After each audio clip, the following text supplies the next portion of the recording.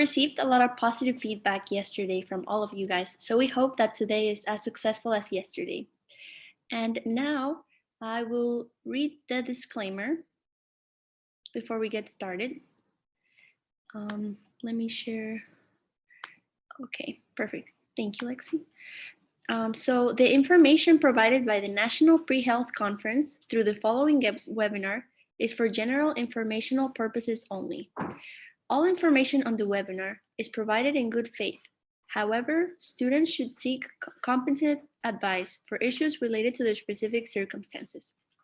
We make no warranty, as express or implied, regarding the accuracy, reliability, or completeness of any information. Now, please welcome our co-president for the introduction.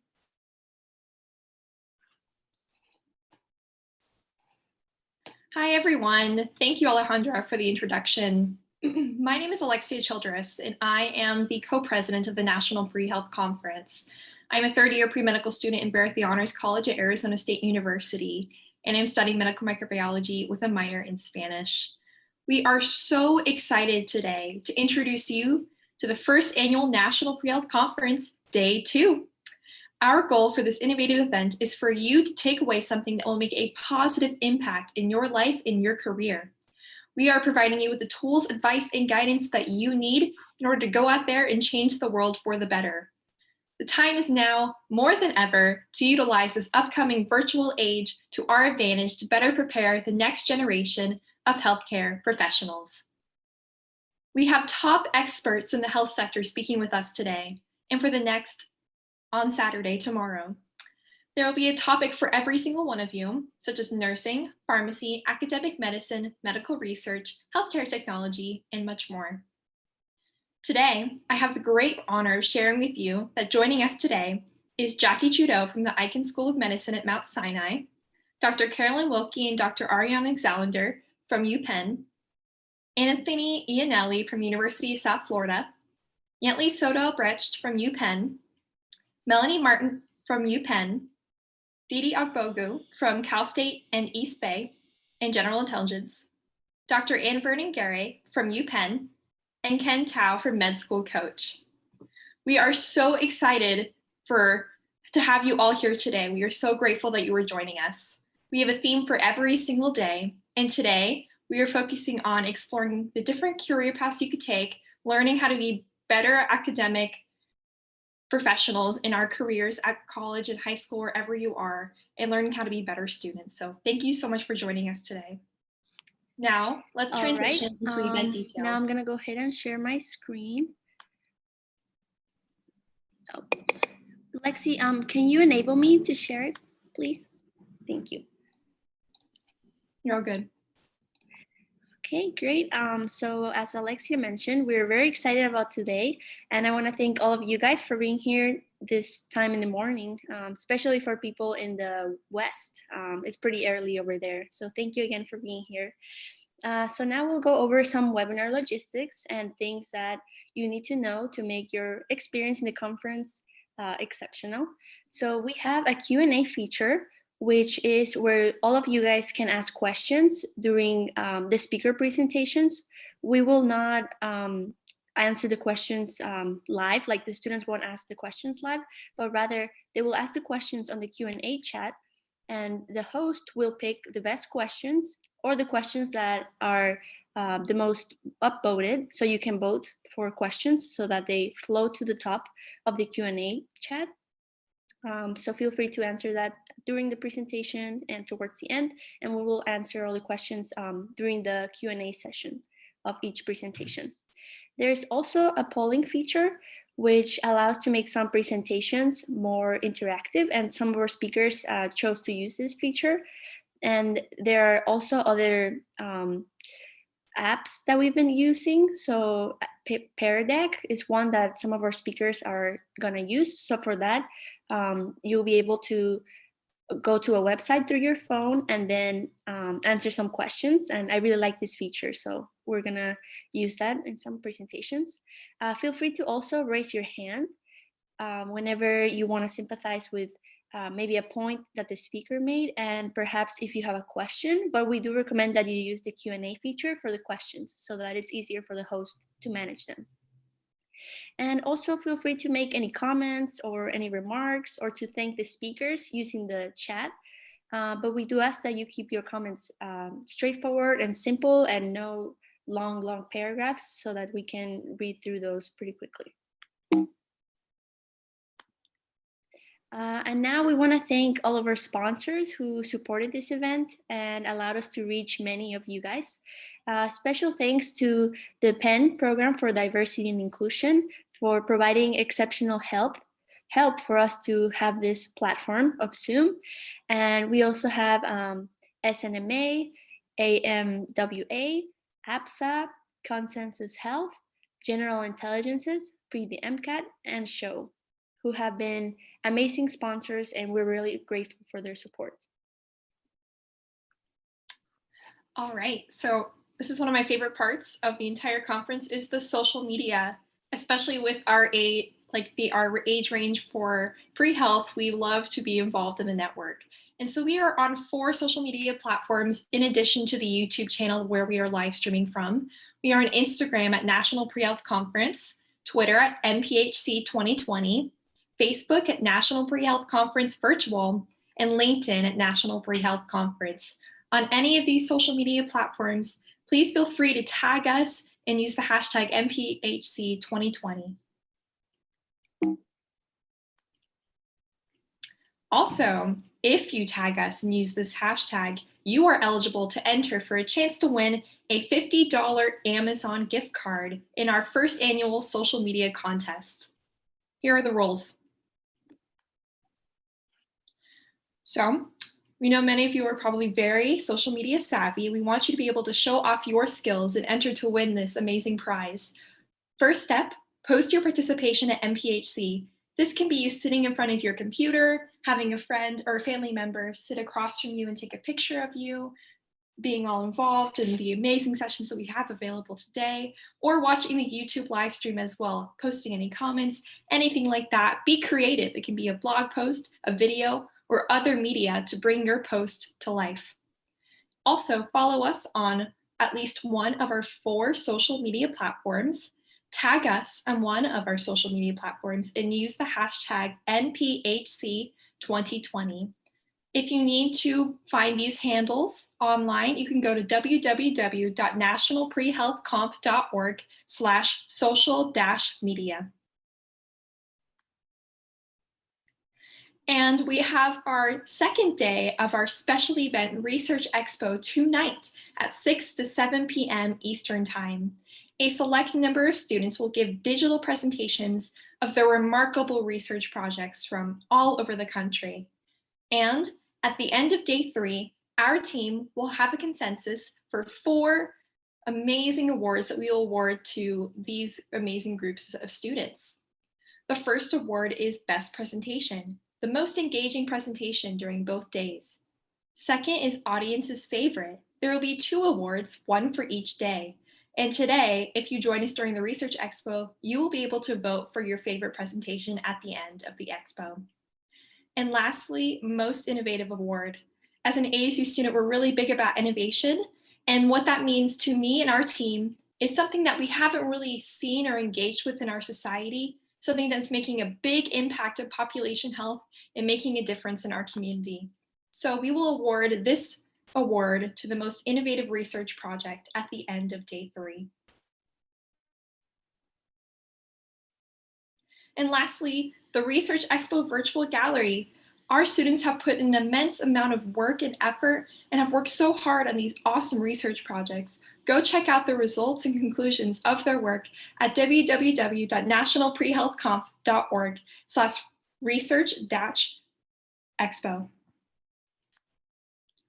All right, and for any of you guys who haven't checked out the program guide yet, feel free to look at it. It's on our website, and we also sent it on the emails that we sent to everyone who registered and our panelists. And it's a very great summary of everything that we've been working on and what our goals are. We include information from all of our speakers, including their background, and how their skills and experiences are relevant to their presentations. And we also include all of our students who are participating in the Research Expo. And also, if you would like to learn more about each of the students who put this conference together, you can learn more about us there. So feel free to check it out. And coming soon, we have this exciting way to stay connected with you after the conference is over, where we will give you information about future events, next year's conference. So it's the NPHC monthly newsletter, which you can find on our website. And you will find three main forms. The first one is the form for submissions for the newsletter. So if you have any information about expert advice, opportunities, scholarships, application timelines, anything that you think would be useful to other students and you would like to share it, please submit it there, and we will make sure to include this information on our newsletter, which we will send continuously during the months after the conference. The second form is a special form that we made for our students to highlight other exceptional students who have been outstanding in either research, community service, jobs, leadership, anything that is relevant to the theme of NPHC, and anything you would like to display in a student's performance, either, like I mentioned, academically or research. Please submit this here because we really want to learn about you and connect and hear your amazing stories. So feel free to share them with us, and we will share it to everyone who is subscribed to our newsletter. And the last form that you will find on this tab on our website is for anyone who did not sign up for the conference and we don't have your emails nor information yet. So you can fill that out.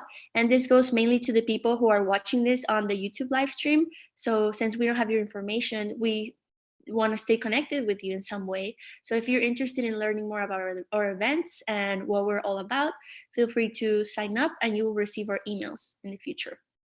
And you can find this at our website, like I mentioned, is www.nationalprehealthconf.com/newsletter. And now I want to make an important announcement. Not only is today our day 2 of the conference, but it is also the birthday of our co-president. So I am extremely grateful for Alexia. She has been a friend of mine since high school. And just having her on our team for the conference has been amazing. She has exceptional leadership skills, innovative ideas, and without her, this event would not be what it is today. So I just wanted to put this out there. So happy birthday, Alexia. Oh, thank you so much. That means so much. Thank you. I'm so proud to be your friend. You are one of the best friends I could ever ask for, and an amazing president and founder. Thank you so much. Oh, thank you, Alexia. Already, I think this is it for now. It's time for us to transition to our first presentation. Give me 1 second. So I'm gonna put Ayub. Where's Ayub? He's not on. Technical difficulties. I think he might be on the audience. Ayub, could you raise your hand if you're in the audience?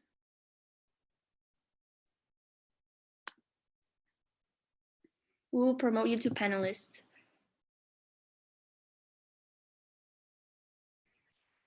Sorry. And at this point, I will stop sharing my screen so that we can switch to Ayub.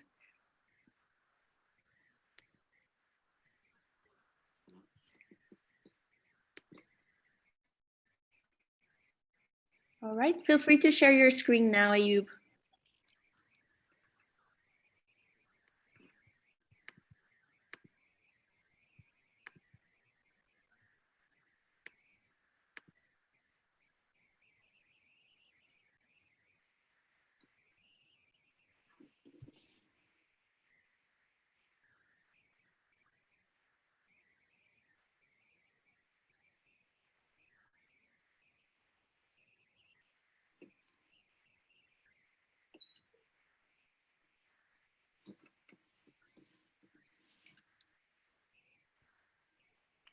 Alrighty, I think we can get started.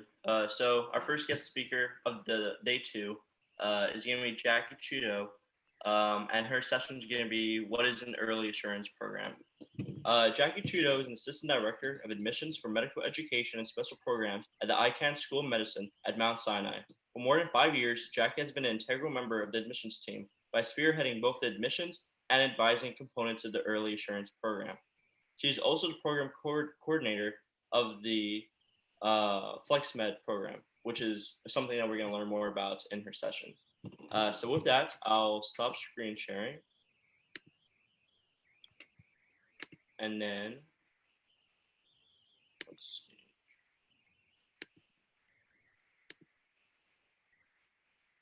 Can you see my presentation? Yes, we can. Okay, perfect. All right, so thank you, everybody. So today's theme is the different and unique pathways to healthcare and the healthcare field. So we'll be talking specifically about early assurance programs to medical school. So I'll provide a brief overview of early assurance programs as well as an early assurance program collaborative. And then we'll talk specifically about the Ichan School of Medicine at Mount Sinai's FlexMed program. So the definition of an early assurance program and how that differs from the traditional application process to medical school is the timeline in which applicants would apply. So it takes place earlier in college. Typically for early assurance programs, it varies by program, but typically students apply either in their second or third year of medical school. There are specific eligibility requirements that students need to fulfill in order to be eligible to apply to these programs, and they include some of the traditional preparation courses for medical school. And then they also offer a conditional guaranteed admissions to a medical school, and some are linked specifically to an undergraduate institution.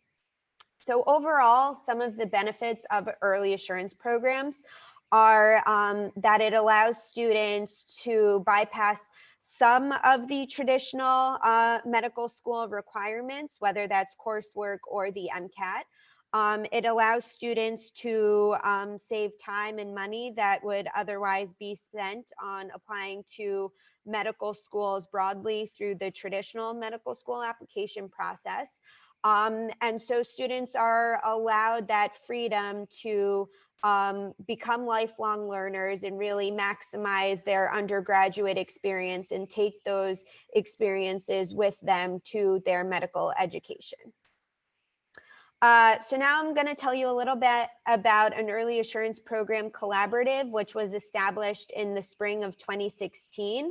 At this current time, that this program has folded into the AAMC's BA-MD affiliate group, but there is representation in that group of both BA-MD as well as early assurance programs. So through this EAPC collaborative, there were 11 schools that were represented, which this slide shows you the schools that were a part of the EAPC, 2 of whom were BA-MD programs. Some of this slide is to show you the long history of early assurance programs in the country, which varies from the 70s all the way to the early 2000s when these programs have been established. Each program differs in the number of students accepted and matriculating to that institution. So as you can see on this slide, it varies from about 3 to 50 per medical school. Some of these programs have a specific state-focused mission. So really, it depends on the early assurance program. All of these programs, however, do mention a mission about highly qualified applicants. They mention it in various verbiage. 3 schools have a mission of broadening and sustaining diversity, and I'll talk specifically about the Ichan School of Medicine's FlexMed program later on. And all but 2 of those programs do not require the MCAT.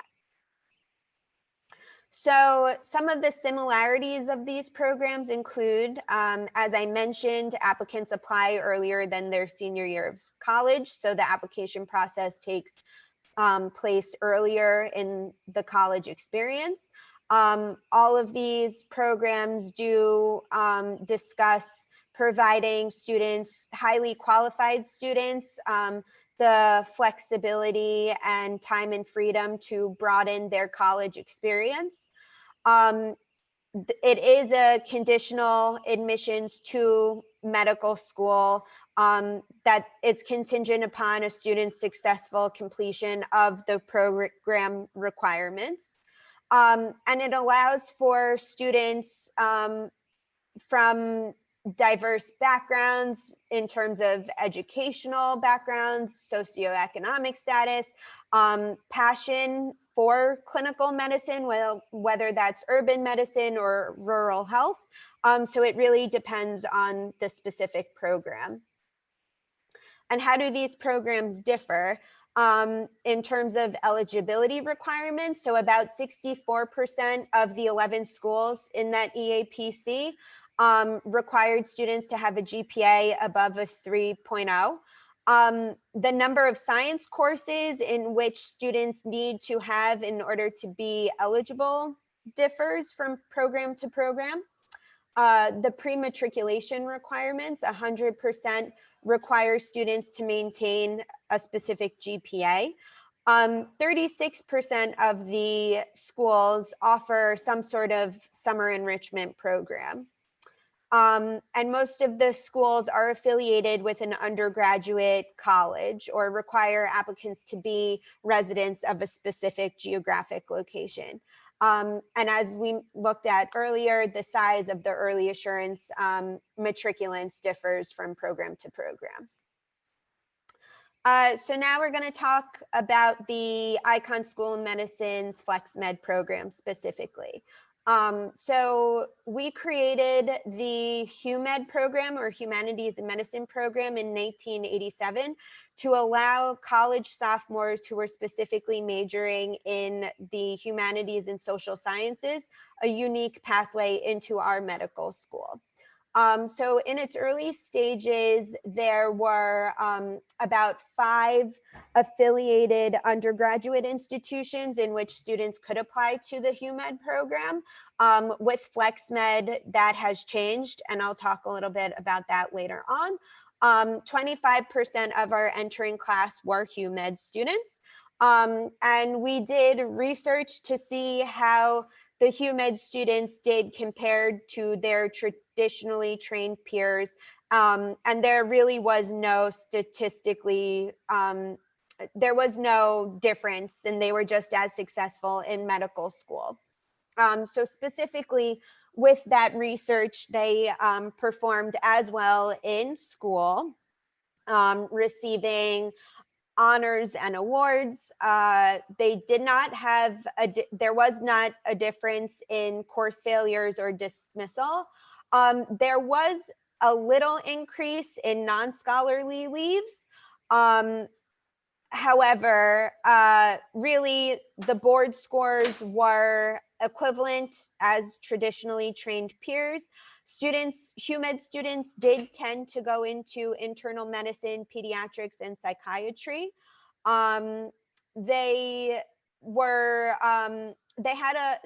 most of the students pursued careers in academic medicine, but really given the success of the HUMED program, we established the FlexMed program in 2013 to allow any college sophomore an early assurance program, early assurance to our medical school.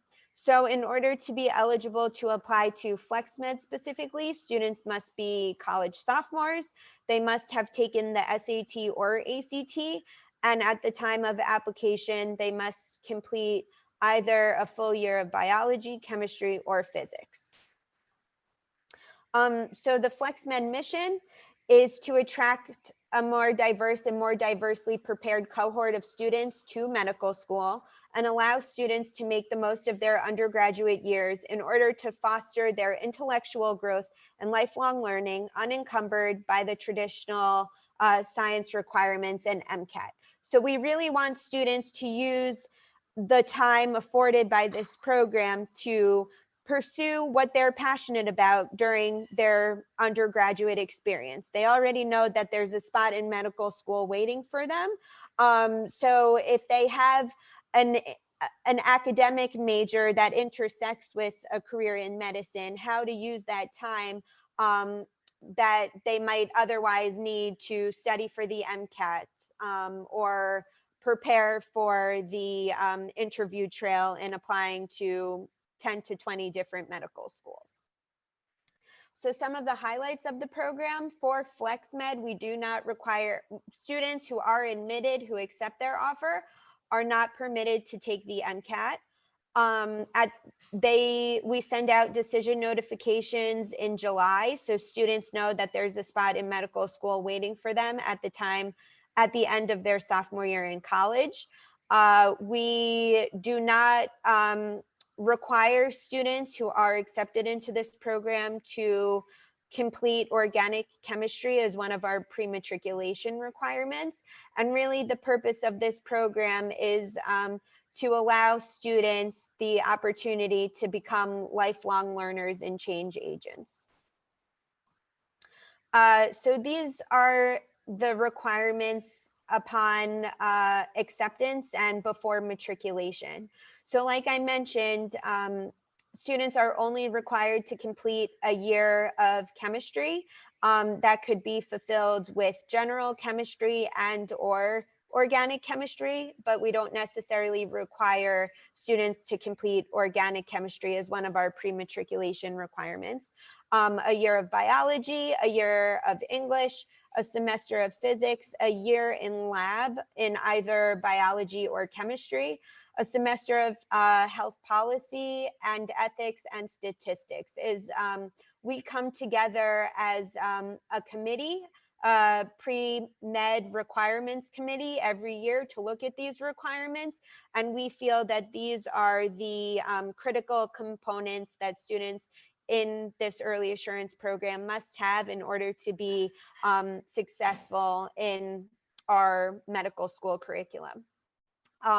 In addition, students must maintain a cumulative GPA of 3.5 or higher for each semester that they're in the program.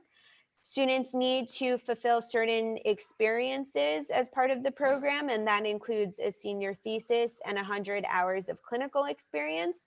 And like we mentioned earlier about some of the early assurance programs offer a summer enrichment program. Ichan School of Medicine does for the FlexMed students. So if students do not take advanced science coursework specifically in orgo or biochem, they would be required to participate in our summer enrichment program, which is the 4 weeks before starting medical school, where we provide students with the basic competency in cell bio, orgo, biochem, and embryology. So what do we look for in a FlexMed candidate? So we're really looking for a student who has an academic passion with a clear intersection for a career in medicine, as well as intangibles. So really academic excellence, but also how the student has used their time outside of the classroom to pursue what they're passionate about. So this shows the past admission cycle. So it is a very small program at this point in time. We received around 760 applications. We interviewed 125 students. Given the pandemic, our interview process was a virtual process where we interviewed 125 students virtually, and 40 students were admitted into the program. 14 of the 40 self-identify as underrepresented in medicine, 7 of whom are male, 7 are female. But in total, the breakdown between male to female for FlexMed, there are 19 students who are male and 21 that are female. And this shows you the breakdown in majors that students who were admitted to FlexMed. So there were about 6 who majored in computational science and engineering, 13 in humanities and social sciences, and about 21 in biomedical science. And I do just want to draw attention that's it's kind of incomplete data because you don't see the application numbers, while the CSE, the computational science, looks low. That's just given that traditionally the number of students majoring in those areas is low to begin with. So for FlexMed, students admitted to the program, the average SAT is over 700 in each section, and the ACT is about a 33, as well as the GPA being 3.86. But we do look at applications holistically. So we are looking for students who, in addition to demonstrating academic excellence, have really demonstrated a commitment to a career in medicine, who are advocates and activists, who are change agents on their campus. So we do look at applications holistically. So this is, it's not qualitative data of the students admitted to this program. And this just is to show you, while 40 students were admitted to FlexMed this past cycle, the time in which they will be, the earliest point in which they can matriculate is 2022. So not all students will be matriculating at that time, as we encourage students to take some time off before starting medical school with us. And that the number of students who decide to take a gap year varies from year to year. But for the incoming class, our first year class is comprised of 140 students. 76 were admitted through the traditional pathway. 52 are early assurance students. There are 12 MD PhD students, 2 of whom are FlexMed students, and FlexMed students are eligible to apply to the MD PhD if they are passionate about a career as a physician scientist.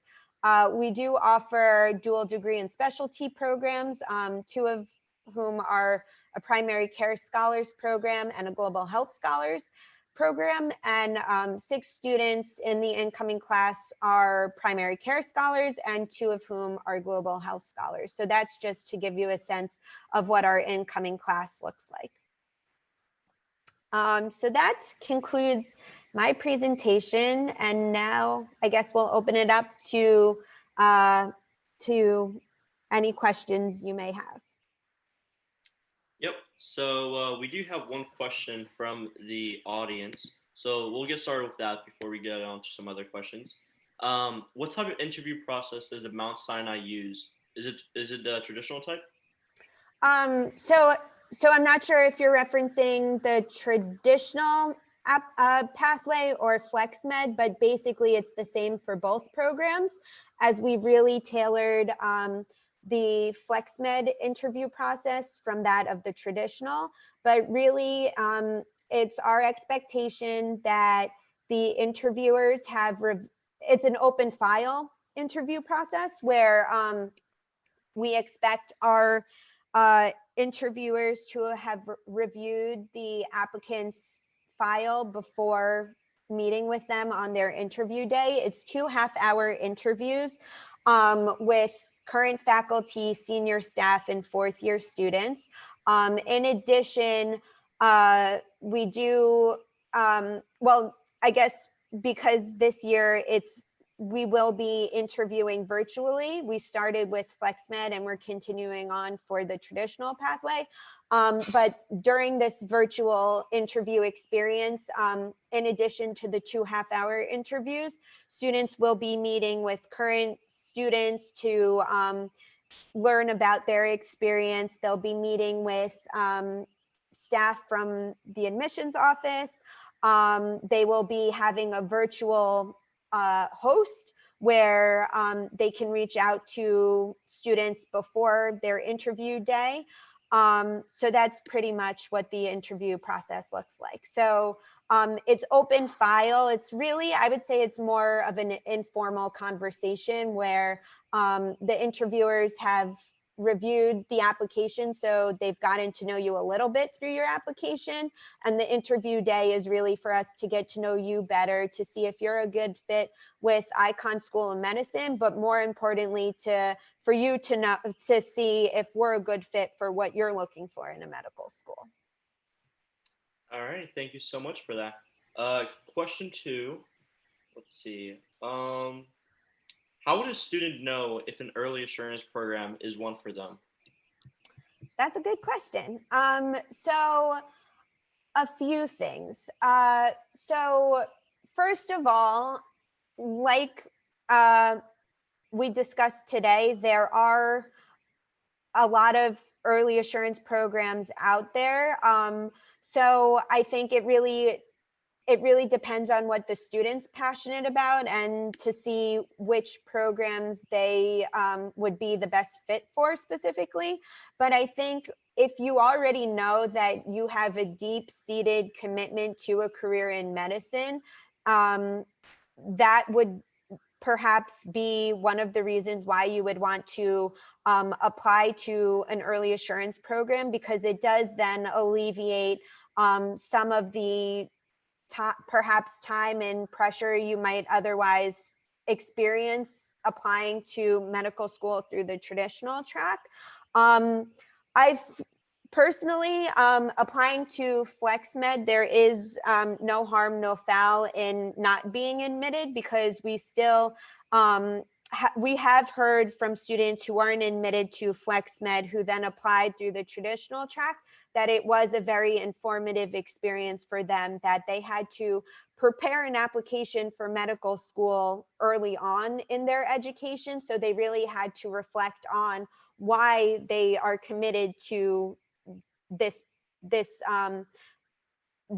field. And so I think overall, like we mentioned, early assurance programs are for students who are deeply passionate about a career in medicine. Thank you. Let's see, some clarifying questions. So for one, the FlexMed program does not require an MCAT, correct? That's correct. So Okay. so should students decide to accept their spot in the program, they agree that they will not take the MCATs and apply to other medical schools. Should they decide to do so, they would need to inform us, and then we would withdraw them from our incoming class. But they would still be eligible to apply to us traditionally. Yeah. Okay. And then another clarifying question: can a sophomore apply if they're completing their first year of science courses in their spring semester? Yeah. So we really base it off of a student's expected year of graduation, because we want students to have 2 years of college remaining at the time that we send out decisions in July, because we still want students to have enough time left remaining in their undergraduate experience to maximize the benefits of the program. So we base it off of expected year of graduation. So for this upcoming cycle, it's our expectation students would be graduating in the spring of 2023. All right. Next question we have here. Are are all early assurance program applicants required to already be part of the undergraduate institution the medical school is attached to, or can we apply to like any general ones? Right. So that's a program specific question. For FlexMed, since Ichan School of Medicine is a medical school housed within affiliated with a hospital, we don't have an affiliation with a larger academic institution. So there is no sort of link between FlexMed and specific undergraduate institutions. For other early assurance programs out there, it really depends on the specific program that you're looking into. Mm-hmm. Thank you so much. Let's see. Next question we have here. What do you think is different when you're trying to compare a traditional applicant to that of a FlexMed applicant? So I think really all of the attributes that we're looking for in traditional medical school applicants are the same attributes that we're looking for in FlexMed applicants. It's really just earlier on in the student's educational plan that those attributes should be demonstrated. So for FlexMed, we look at high school experiences and college experiences. So it's very hard for the FlexMed program to be granted an interview invitation if you have had no clinical exposure. So it's really important for the FlexMed program, specifically for the application process, to really have a demonstrated passion for this career path and to know that you are 100% committed to this career path is really important. All right, thank you so much. Next question. Do you think early assurance programs are on the rise as a way for students to enter medical school? Yeah, yes. And our hope is that, like with the HUMED program, how we conducted research on how the HUMED students did in medical school compared to the traditionally trained peers, we haven't yet, our first class of FlexMed students recently graduated. So while we have some data, we haven't really looked at the comprehensive data of FlexMed students.